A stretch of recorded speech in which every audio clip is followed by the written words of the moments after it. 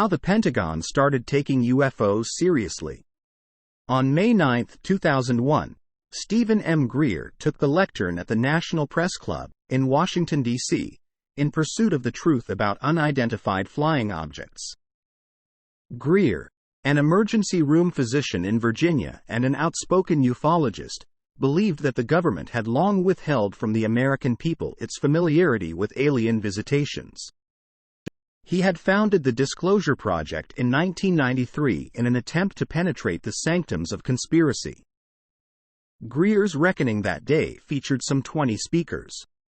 He provided, in support of his claims, a 492-page dossier called the Disclosure Project Briefing Document.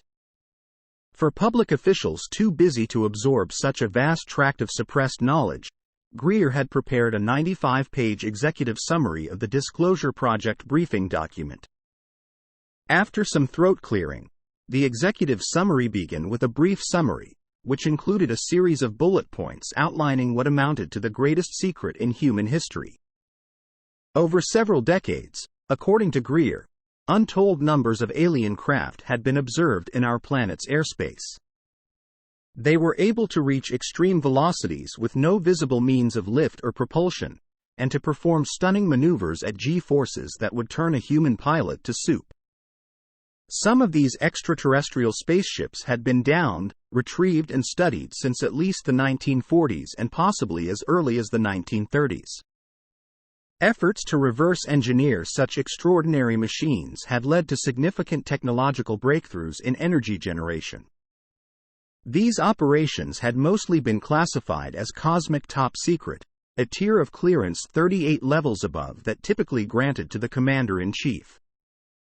Why, Greer asked, had such transformative technologies been hidden for so long? This was obvious. The social, economic and geopolitical order of the world was at stake. The idea that aliens had frequented our planet had been circulating among ufologists since the post-war years, when a Polish émigré, George Adamski, claimed to have rendezvoused with a race of kindly, Nordic-looking Venusians who were disturbed by the domestic and interplanetary effects of nuclear bomb tests. In the summer of 1947, an alien spaceship was said to have crashed near Roswell, New Mexico.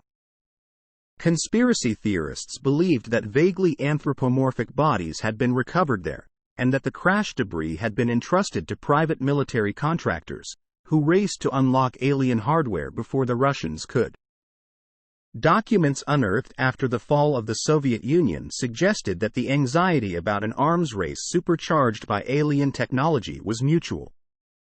All of this, ufologists claimed, had been covered up by Majestic 12, a clandestine, para-governmental organization convened under executive order by President Truman. President Kennedy was assassinated because he planned to level with Premier Khrushchev. Kennedy had confided in Marilyn Monroe, thereby sealing her fate. Representative Stephen Schiff, of New Mexico, spent years trying to get to the bottom of the Roswell incident, only to die of cancer. Greer's executive summary was woolly, but discerning readers could find within it answers to many of the most frequently asked questions about UFOs, assuming, as Greer did, that UFOs are helmed by extraterrestrials. Why are they so elusive? Because the aliens are monitoring us. Why? Because they are discomfited by our aspiration to weaponize space. Have we shot at them? Yes. Should we shoot at them? No. Really? Yes, why not? They're friendly. How do we know? Obviously, any civilization capable of routine interstellar travel could terminate our civilization in a nanosecond, if that was their intent. That we are still breathing the free air of Earth is abundant testimony to the non-hostile nature of these ET civilizations. One obvious question seems not to have occurred to Greer. Why, if these spacecraft are so advanced, do they allegedly crash all the time? At the press conference, Greer appeared in thin-framed glasses, a baggy, funereal suit, and a red tie askew in a starched collar. "I know many in the media would like to talk about little green men," he said. "But, In reality, the subject is laughed at because it is so serious. I have had grown men weep, who are in the Pentagon, who are members of Congress, and who have said to me, "What are we going to do? Here is what we will do. We will see that this matter is properly disclosed." Among the other speakers was Clifford Stone, a retired Army sergeant, who purported to have visited crash sites and seen aliens, both dead and alive. Stone said that he had catalogued 57 species, many of them humanoid. "You have individuals that look very much like you and myself, that could walk among us and you wouldn't even notice the difference," he said. Leslie Keene, an independent investigative journalist and a novice UFO researcher who had worked with Greer, watched the proceedings with unease. She had recently published an article in the Boston Globe about a new omnibus of compelling evidence concerning UFOs, and she couldn't understand why a speaker would make an unsupported assertion about alien cadavers when he could be talking about hard data. To Keene, the corpus of genuinely baffling reports deserved scientific scrutiny, regardless of how you felt about aliens. There were some good people at that conference, but some of them were making outrageous, grandiose claims, Keene told me. I knew then that I had to walk away. Greer had hoped that members of the media would cover the event, and they did, with frolicsome derision. He also hoped that Congress would hold hearings. By all accounts, it did not. Ufologists have perpetual faith in the imminence of disclosure, a term of art for the government's rapturous confession of its profound UFO knowledge. In the years after the press conference, the expected announcement was apparently postponed by the events of September 11, the War on Terror, and the financial crisis. In 2009, Greer issued a special presidential briefing for President Barack Obama, in which he claimed that the inaction of Obama's predecessors had led to an unacknowledged crisis that will be the greatest of your presidency. Obama's response remains unknown, but in 2011 ufologists filed 2 petitions with the White House, to which the Office of Science and Technology Policy responded that it could find no evidence to suggest that any extraterrestrial presence has contacted or engaged any member of the human race. The government may not have been in regular touch with exotic civilizations, but it had been keeping something from its citizens. By 2017, Keene was the author of a best-selling UFO book and was known for what she has termed, borrowing from the political scientist Alexander Wendt, a militantly agnostic approach to the phenomenon.